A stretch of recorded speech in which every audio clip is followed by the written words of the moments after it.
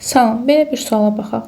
Butan, propen və etindən ibarət 30 qram qaz qarışığını gümüş peroksidin amoyakdakı məhlulundan keçirdikdə qarışığın kütləsi 12 qram azalır. Qalan qaz qarışığını bromlu su məhlulundan keçirdikdə isə qarışığın kütləsi 6 qram azalır. İlkin qaz qarışığında butanın kütlə payını müəyyən edin. Demək, bizə qarışıq verib. Tərkibində butan, propen və etin var. Bu 30 qram qarışığın İlk olaraq gümüş peroksidin amoyakda məhlulundan keçiribdir və 12 qram azalma olub. Bu 3 maddədən gümüş peroksidin amoyakdakı məhluluna reaksiya daxil olan yalnız asetillendir. Yəni 12 qram azalma asetillenə görə olur.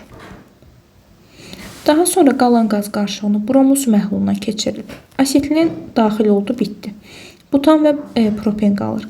Bu qalan qarışıqdan da bromlu su ilə reaksiya daxil olan propen olacaq. Demək, 6 qram azalmada propenə görədir.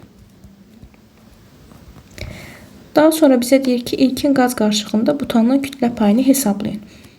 30 qram qarışığın 12'si asetillen, 6'sı da propenin payına düşdü. Yəni, cəmi 18 oldu. O zaman 30'dan 18 çıxsaq, qalır 12. Demək, yerdə qalan 12 qram da butanın payına düşür. İlkin qarışıqda butanın kütlə payını tapsaq, 12 qram butan var. Ümumi qarışıqda 30'dur. 12 də 30'un 40%'ni təşkil edəcək. A variantı.